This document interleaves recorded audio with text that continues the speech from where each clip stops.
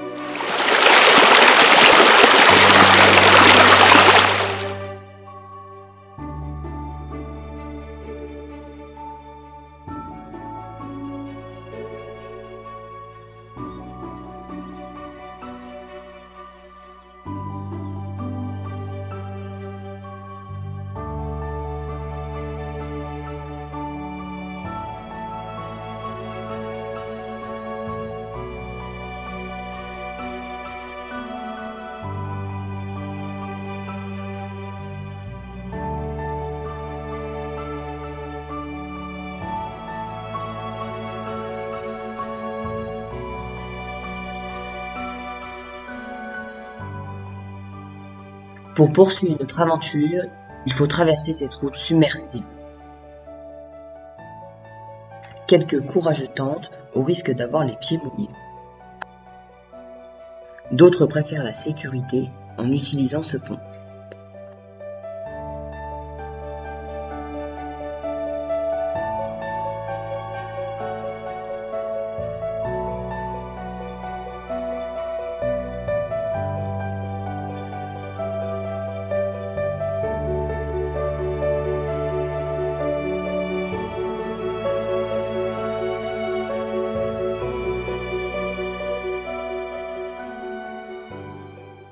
Inauguré le samedi 11 septembre 2010, bienvenue sur le Chemin des Roses, un espace naturel sensible.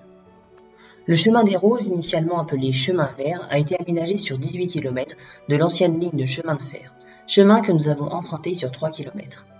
Mais pourquoi le nom Chemin des Roses ? À l'origine, c'est une piste cyclable qui reçoit cette appellation poétique Chemin des Roses pour rappeler la nature du fret qui a circulé sur cette ancienne voie ferroviaire. La piste a été réalisée en revêtement stabilisé d'une largeur d'environ 2 mètres. La voie comporte un ouvrage d'art important, le pont de Hyères, près de la commune de Soignes-en-Brie.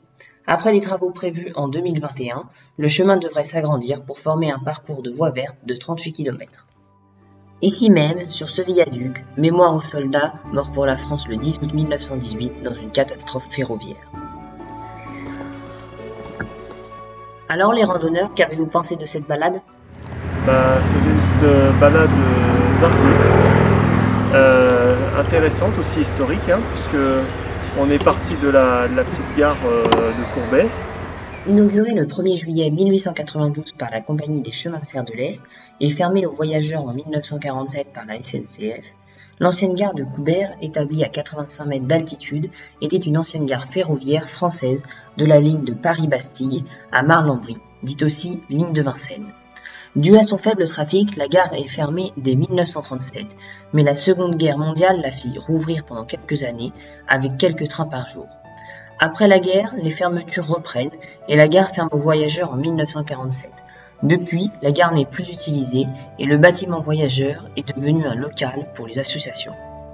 On a commencé une balade à travers champs qui nous a mené ensuite vers la rivière Lierre. Et puis après l'avoir franchi plusieurs fois, on a pu voir des chevaux, on a pu voir des petits sentiers forestiers, donc une balade variée, intéressante qui nous a bien plu avec des beaux points de vue. Merci Christophe pour ta participation et on va maintenant s'intéresser à ce qu'a pensé Sandrine de cette balade. Avec des allures différentes aussi, partir tranquille pour profiter des paysages des champs, de la rivière, des chevaux. Et puis surtout d'une ligne droite de 3 km qui emprunte l'ancienne voie de chemin de fer, là où justement on a pu marcher, marcher plus vite et ce qui était aussi bien agréable de sentir son corps fonctionner. Merci à toi aussi pour ta participation. Après 3 heures de balade, nous sommes de retour à la voiture.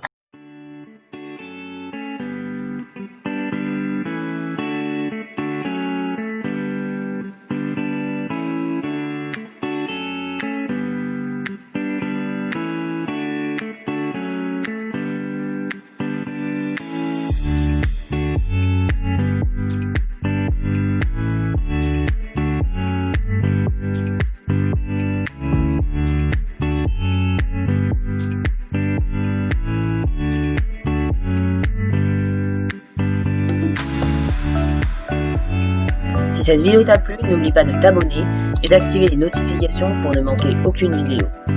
Et surtout, n'oublie pas le petit pouce bleu en dessous de la vidéo.